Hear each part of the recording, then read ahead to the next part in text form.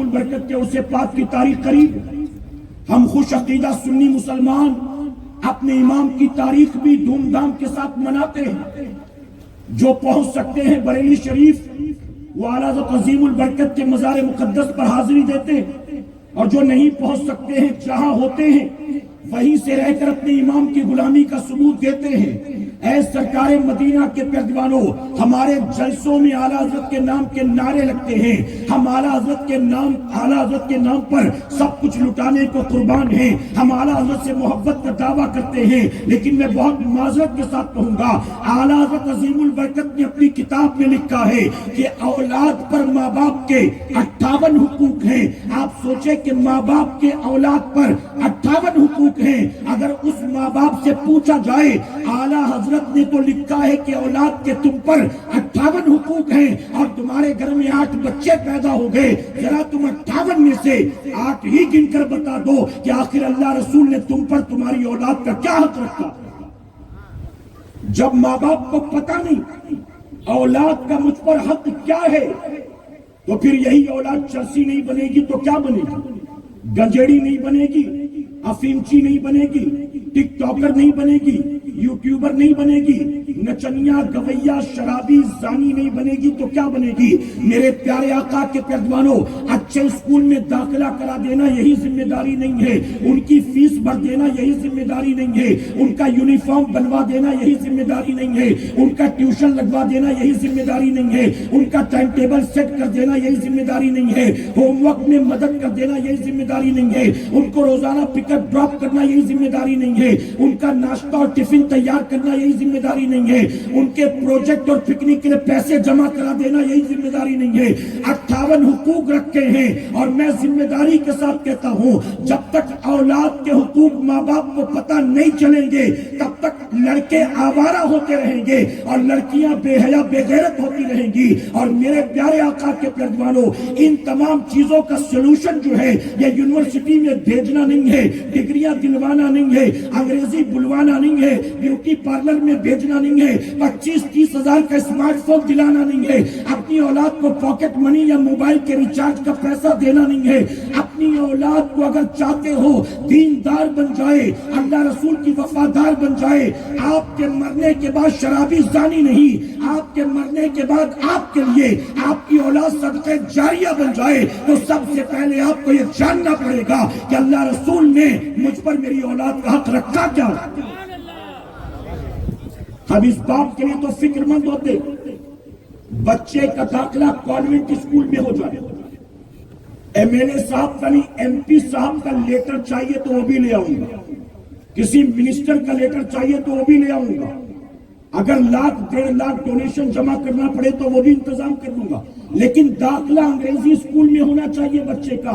آپ سوچیں 3.5-4 سال کا بچہ، ماں باپ فکر مند ہوتے کہ فلاں اسکول میں داخلہ ہو، اور جب بچہ جانے کے بعد توتلی زبان سے انگریزی کے ورڈ بولنا شروع کرتا ہے، ماں باپ کو بڑی خوشی ہوتی ہے، اس نے جیک اینڈ جل یاد کر لیا، ہمٹی ڈمٹی یاد کر لیا، ABCD یاد کر لیا. جب رشتے دار آئیں گے تو ان کے سامنے بچے کو پیش کیا جائے گا، بیٹا ذرا پوئٹری پڑھ کر سنا دو، بیٹا ذرا الفابیٹ پڑھ کر سنا دو، بیٹا ذرا نمبر پڑھ کر سنا دو. میں کہتا ہوں 3.5-4 سال کا بچہ توتلی زبان سے ABCD بولے، ماں باپ کو بڑی خوشی ہوتی ہے، لیکن وہی بیٹا جب 10th میں جاتا ہے، 15-16 سال کا ہو جاتا ہے، اور اپنے ابا ہی کی طرح ہفتے میں ایک بار جمعہ کی 2 رکعت پڑھنے کے لیے مسجد میں جاتا ہے، تو کبھی باپ بھی اپنے بیٹے سے نہیں پوچھتا بیٹا ثنا یاد ہے کہ نہیں ہے، رکوع میں کیا پڑھنا ہے پتا ہے کہ نہیں، باقی سب تو امام صاحب پڑھ لیں گے، تو قاعدے میں کیا پڑھتا ہے، سجدے میں کیا پڑھتا ہے، رکوع میں کیا پڑھتا ہے.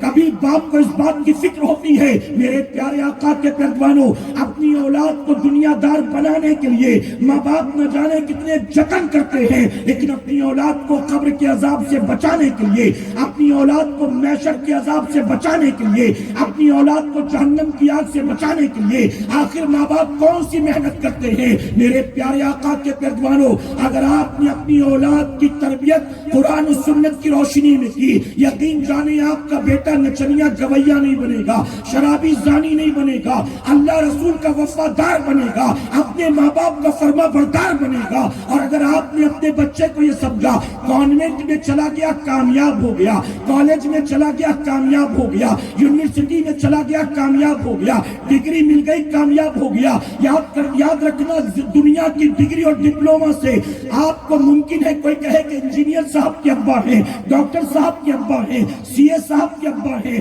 بیرسٹر صاحب کے ابا ہیں، ہو سکتا ہے کہ آپ کے بیٹے کی ڈگری اور ڈپلوما اور سرٹیفکیٹ کی وجہ سے آپ کو دنیا میں 4 لوگ سلام کرنا شروع کر دیں، لیکن بعد مرنے کے قبر میں آپ کو اس کا کوئی صلہ ملے گا، آپ کی اولاد کو اس کا کوئی صلہ ملے گا، آخرت میں ڈگری ڈپلوما کام آئے گا۔ اے سرکار مدینہ کے پیروانو، اپنے رب کا حق ادا کرو اور اپنے رب کا حق ادا کرنے کے ساتھ ساتھ اپنے خونی خاندانی رشتہ داروں کا بھی حق ادا کرو۔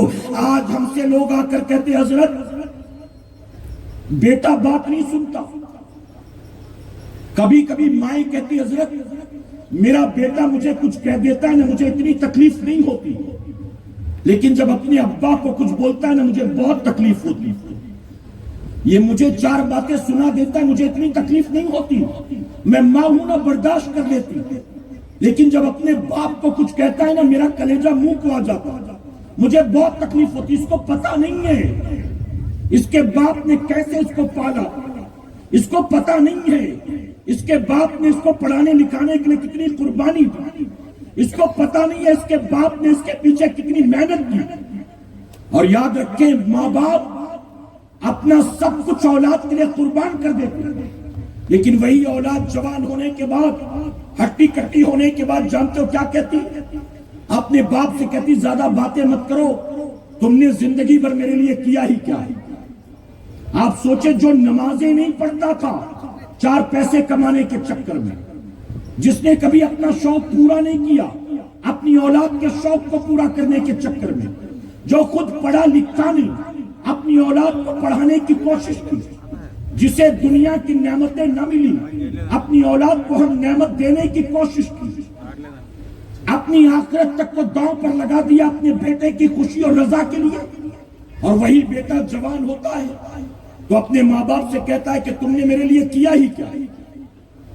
میرے پیارے آقا علیہ الصلوۃ والتسلیم کے پیروانوں ایک بات یاد رکھنا، اپنی اولاد کی محبت میں نمازیں قضا کر کر کے مال و دولت اکٹھا کرنے والوں، جیسے ہی تمہاری آنکھ بند ہوگی تمہارا بیٹا بیٹھے بٹھائے تمہاری ساری چیزوں کا مالک بن جائے گا۔ تم نے نمازیں چھوڑی، تم نے جھوٹ بولا، تم نے دوسرے کی زمین پر قبضہ کر لیا، تم نے پارٹنر کے ساتھ دھوکہ کیا، تم نے فراڈ کے دھندے کیے، تم نے ٹھگی کے دھندے کیے، تم نے سود کے دھندے کیے، تم نے زندگی بھر جو ہے لاکھوں روپے اکٹھا کر لیے، یہ سب کچھ کر کرا کے تم نے لاکھوں اکٹھا کر لیے، لیکن جب مرنے کے بعد قبر میں جاؤ گے تو سب کچھ جو کر گئے ہو اکیلے اس کی سزا بھگتو گے۔ اور تمہاری اولاد کا کیا ہوگا؟ تمہارے مرتے ہی تمہاری اولاد لکھپتی بن جائے گی، مالک بن گئی دکان کی، مالک بن گئی مکان کی، مالک بن گئی آپ کی پالیسیز کی، مالک بن گئی آپ کے فکس ڈپوزٹ کی، مالک بن گئی آپ کے انویسٹمنٹ کی، مالک بن گئی آپ کے سیونگ کی۔ آپ کے پاس جو کچھ تھا سب کچھ تو آپ کا بیٹا لے لے گا۔ اور جانتے بیٹا کیسا ہوگا؟ باپ کے مرتے ہی وہ بیٹے جو لکھپتی بن جاتے ہیں ان بیٹوں کی پوزیشن یہ ہوتی ہے کہ باپ کی قبر پر جا کر وہ فاتحہ پڑھنے کے قابل بھی نہیں ہوتے۔ جب مجمع جمع ہوتا ہے نماز جنازہ کے لیے، امام صاحب پوچھتے کہ بھائی ولی کون ہے، اجازت ہو تو نماز شروع کی جائے، تو لوگ اشارہ کرتے وہ پیڑ کے نیچے کھڑا ہے نا وہی اس کا بیٹا۔ پورا گاؤں آ کر نماز پڑھے گا اور بیٹا وہاں کھڑا ہے۔ بیٹے سے پوچھا گیا تو نے نماز نہیں پڑھی؟ تو جواب دیتا کیا کروں میں کام پر تھا، کیا کروں میں کالج میں تھا، میں پاک نہیں تھا ناپاک تھا۔ اچانک 3 بجے دوپہر میں ابا کا ہارٹ فیل ہو گیا، مجھے فون آیا تو میں بھاگ کر آیا، جب بھاگ کر آیا تو لوگ جمع ہو گئے تھے، پھر اس وقت مجھے نہانے کا موقع نہیں ملا تو اب میں نہاتا کیسے؟ ایک طرف ابا کی میت تھی اور میں ناپاک تھا تو میں نہاتا کیسے؟ اس لیے میں نے نماز جنازہ نہیں پڑھی۔ اے مسلمانوں، سوچو کہ جس کے باپ کا دنیا سے انتقال ہو اور اس کا بیٹا اس کے نماز جنازہ کو بھی ادا نہ کرے، اس بیٹے سے کیا توقع کی جا سکتی ہے؟ اللہ کے رسول صلی اللہ علیہ وسلم نے 1450 سال پہلے فرما دیا، اگر ماں باپ کے انتقال کے بعد بیٹا نماز جنازہ پڑھا دے تو جیسے ہی بیٹا نماز پڑھائے گا اللہ فوراً اس کے ماں باپ کو جنت میں داخل فرما دے گا۔ اس کی وجہ کہ مسجد کا امام پڑھائے گا تو ڈیوٹی سمجھ کر پڑھائے گا، مسجد کا امام پڑھائے گا تو یہ سوچ کر میں امام ہوں، مجھے پڑھانا ہی ہے، چلو پڑھا دوں۔ میں امام ہوں، نہیں پڑھاؤں گا تو صدر صاحب کو کمپلین کر دیں گے، میں نہیں پڑھاؤں گا تو اس کے ساتھ تعلقات خراب ہو جائیں گے۔ مسجد کا امام آ کر پڑھائے گا تو ذمہ داری سمجھ کر نہیں، اپنی ڈیوٹی سمجھ کر پڑھائے گا، اور جب وہ پڑھائے گا تو جیسے پڑھتے ہیں ہم اور آپ ایسے پڑھائے گا۔ لیکن جب ماں باپ کے انتقال کے بعد جوان بیٹا نماز جنازہ کی امامت خود کرے گا تو مسجد کے امام کی طرح وہ دعا نہیں کرے گا، اس کی دعا اس کے دل سے نکلے گی، اور جب دل سے دعا نکلے گی اللہ فوراً اس کے ماں باپ کو جنت میں داخل فرما دے گا۔ مجھے بڑا تعجب ہوتا، ابا کا انتقال ہو گیا تو کرتا ابا کا جتنا تھا وہ امام صاحب کو دے دیا، لنگی بانگی صاحب کو دے دی، موبائل اپنے پاس رکھیں گے، ابا کا 2 ویلر بھی امام صاحب کو دے دیتے، ابا کا موبائل بھی امام صاحب کو دے دیتے۔ امام اپنے ابا کے اترے کپڑے ہی بانٹو گے غریبوں میں، پراپرٹی نہیں، ایک دکان بھی دے دیتے امام صاحب کو، جو ابا چھوڑ کے گئے تھے سب بانٹ دیتے۔ ابا کے چنے پرانے پھٹے پرانے کپڑے وہی بٹیں گے غریبوں میں، اور ابا کا مال اپنے قبضے میں۔ اور پوزیشن یہ ہے کہ باپ کے انتقال کے بعد 3، 8، 10، 40واں برسی کے دن جب مدرسے کے بچے آتے ہیں، یتیم خانے کے بچے آتے ہیں، تو تیرے باپ کی جنت کے لیے چھوٹے چھوٹے غیروں کے بچے وہ بیٹھ کر تیرے گھر میں قرآن پڑھتے ہیں کہ اللہ تیرے باپ کو جنت میں داخل کر دے۔ تو اڑوس پڑوس کے مدرسے کے یتیم خانے کے بچے آ کر مرنے والے لکھپتی کی جنت کے لیے قرآن پڑھتے ہیں، اور اس کا اپنا بیٹا جو ہوتا ہے گھر کے کونے میں تسبیح لے کر بیٹھا ہوتا ہے۔ آپ بتائیے ریزن کیا، وجہ کیا؟ ایک بات یاد رکھیں، آج ہم سے مائیں آ کر کہتی حضرت دعا کریے میرے بیٹے کے لیے، میرا بیٹا غلط دوستوں کی صحبت کی وجہ سے شرابی بن گیا، برے دوستوں کی صحبت کی وجہ سے شرابی بن گیا، میرا بیٹا بہت اچھا تھا، غلط دوستی میں پڑ گیا، بگڑ گیا۔ تو میں اس ماں سے کہتا ہوں کہ تیرے بیٹے کی عمر کتنی ہے؟ ماں جواب دیتی یہی کہیں 24-25 سال کا۔ میں کہتا ہوں 24-25 سال کا بیٹا شرابی کب بنا، کتنا وقت ہوا؟ کہتی یہی کوئی 1-1.5 مہینہ ہوا، 1-1.5 مہینے سے برے دوستوں کی صحبت میں پڑ گیا تو شراب پینے لگا، MD لینے لگا، وائٹنر لینے لگا، نشہ کرنے لگا۔ میں اس ماں سے کہتا ہوں کہ ماں تیری اولاد کے شرابی بننے کا رونا رو کہ تیرے ماں ہونے کا رونا رو؟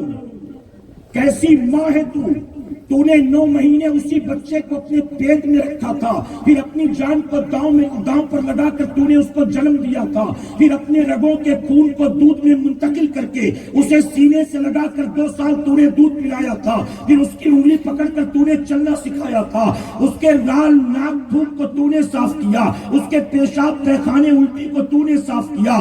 ارے یہ بچہ تیرے ساتھ 23-24 سال تک تھا، ارے تو کیسی ماں ہے؟ 23-24 سال میں اپنے بیٹے کو تو نمازی نہ بنا سکی، اور 1-1.5 مہینے کی دوستی نے اس کو شرابی بنا دیا۔ 1.5 مہینے کی دوستی غالب آ گئی اور تیری 24 سال کی تربیت غالب نہ آئی، یعنی تو نے کیا کیا ہے؟ میں اولاد کے بگڑنے کا رونا رہوں کہ تیرے ماں ہونے کا رونا رہوں؟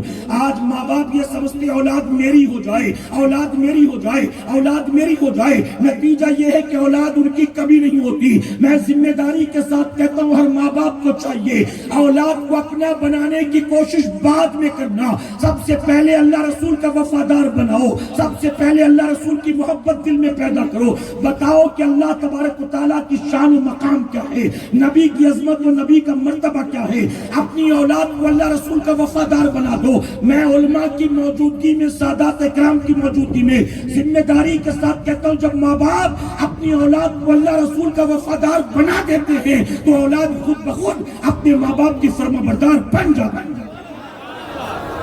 اپنی بوڑھی ماں کو دیکھتا ہے تو چہرے کی جھریاں نہیں دیکھتا، اس کا کالا رنگ نہیں دیکھتا، اس کے جوڑوں میں جو کمزوری ہے وہ نہیں دیکھتا، اس کے کانپتے ہاتھ، اس کا رات بھر بستر پر پڑ کر کھانسنا نہیں دیکھتا۔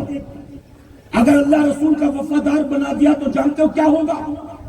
اولاد کی نظر جب ماں پر جب بھی پڑے گی، ماں پر فوراً اسے اپنے نبی کی بات یاد آئے گی، یہ گھر کے بستر پر پڑی کھانسنے والی بڑھیا یہ کوئی معمولی عورت نہیں ہے، یہ وہی عورت ہے جس کے قدموں کے نیچے اللہ نے میری جنت کو رکھ دیا۔ یہ کوئی معمولی عورت نہیں۔ اور یاد رکھنا مسلمانوں، ہم یہ سمجھتے ہیں آج ہم نے بہت ترقی کر لی، ہم نے کتنا اسٹرگل کیا تمہیں کیا پتا، ہم نے کتنی محنت کی تمہیں کیا پتا۔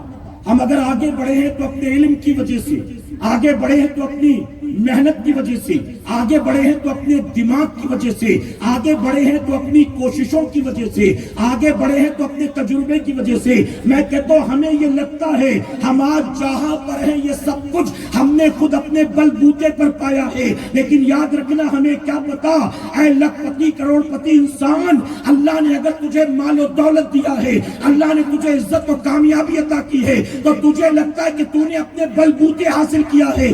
ارے تجھے کیا پتا، تیرے ماں کے سفید بالوں کو دیکھ کر، تیرے بوڑھے باپ کی جھکی کمر کو دیکھ کر اللہ نے تجھے یہ سب کچھ عطا فرمایا۔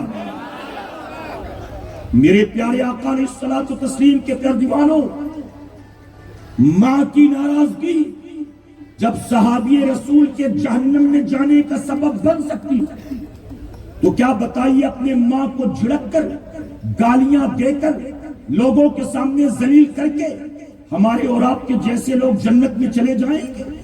بتائیے۔ ایک صحابی رسول حضرت بریدہ رضی اللہ تعالیٰ عنہ جوان تھے، اچانک طبیعت خراب ہوئی، سکرات کا عالم طاری، کافی دیر سے حالت سکرات میں تڑپ رہے، روح نہیں نکل رہی۔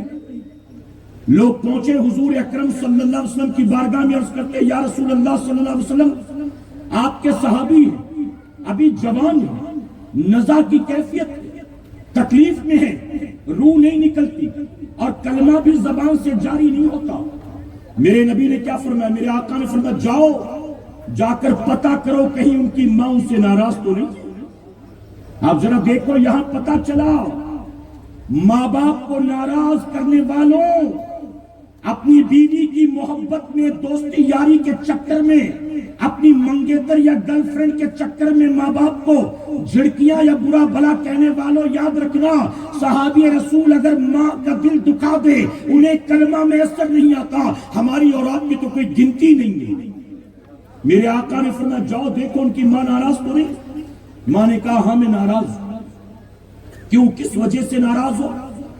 میرا اکلوتا بیٹا، اسے پتا نہیں کہ میں نے اسے کیسے پالا، جب یہ بڑا ہو رہا تھا، جوان ہو رہا تھا، میں نے ساری امیدیں اس سے وابستہ کر دی تھی۔ میری کمر جھک رہی تھی، اس کی کمر سیدھی ہو رہی تھی، میرے جوڑ کمزور ہو رہے تھے، اس کے جوڑوں میں طاقت پیدا ہو رہی تھی، میری نگاہیں کمزور رہ رہی تھی، اس کی نگاہوں میں چمک پیدا ہو رہی تھی، میرے بال جھڑ رہے تھے، اس کے بال بڑھ رہے تھے۔ جب میرا بیٹا جوان ہوا، ایک تناور درخت بن کر کھڑا ہوا، میں خوش تھی کہ اب میرے بڑھاپے کا سہارا بنے گا، اس کے سائے میں بیٹھوں گی، اس کا سہارا لے کر چلوں گی، اس کا پھل کھاؤں گی۔ لیکن نتیجہ یہ ہوا کہ جب یہ میرا بیٹا شادی کے لائق ہو گیا، میں نے اس کی شادی کروا دی، اور جس دن سے میرے بیٹے کی شادی ہوئی اس کا رنگ ہی بدل گیا۔ اس نے تو مجھے ماں کہنا بھی چھوڑ دیا، میرے ساتھ دسترخوان پر بیٹھ کر کھانا بھی چھوڑ دیا، میری خیریت پوچھنا بھی چھوڑ دیا۔ میں بستر پر پڑی بڑی تڑپتی ہوں انتظار میں، کبھی تو میرا بیٹا آئے گا، کبھی تو میرا حال بھی پوچھے گا، کبھی تو مجھے امی کہہ کے بلائے گا۔ میرے کام ترس گئے، بچپن سے امی امی کہہ کے پکارا کرتا تھا، اب چاہتی ہوں کہ ایک بار تو مجھے ماں کہتے، لیکن یہ میری طرف آتا ہی نہیں۔ اس کو بیوی کیا ملی، اس نے مجھے فراموش کر دیا ہے، اس نے میرا بہت دل دکھایا ہے، اس وجہ سے میں اس سے ناراض ہوں۔ جانتے ہو میرے نبی نے کیا فرمایا؟ آقا فرماتے کہہ دو ان سے کہ بیٹے کو معاف کر دے۔ وہ صحابیہ کہتی نبی کا حکم ہے تو معاف کر دیتی ہوں، ورنہ جی تو نہیں چاہتا کہ میں اسے معاف کروں، اس نے بہت تکلیف پہنچائی ہے، میں اسے معاف نہیں کروں گی۔ تو میرے آقا نے حضرت بلال کو آواز دی، آقا نے فرمایا بلال جاؤ لکڑیاں جمع کرو۔ حضرت بلال نے ڈھیروں لکڑیاں اکٹھا کر لی، نبی نے فرمایا اس میں آگ لگا دو۔ اب جب آگ لگا دی گئی اور اس لکڑی کی آگ کو لکڑی کی آگ نے آسمان سے باتیں کرنی شروع کی، آقا نے ان کی والدہ کے سامنے کہا جاؤ بریدہ کو اٹھا کر لاؤ اور لا کر اس آگ پر ڈال دو۔ صحابہ لپکے ان کو پکڑنے کے لیے، ماں تڑپ اٹھی کہتی یا رسول اللہ، ایک ماں کے سامنے اولاد کے ساتھ ایسا تو نہ کرے، میری آنکھوں کے سامنے میرے بیٹے کو آگ پر ڈالیں گے۔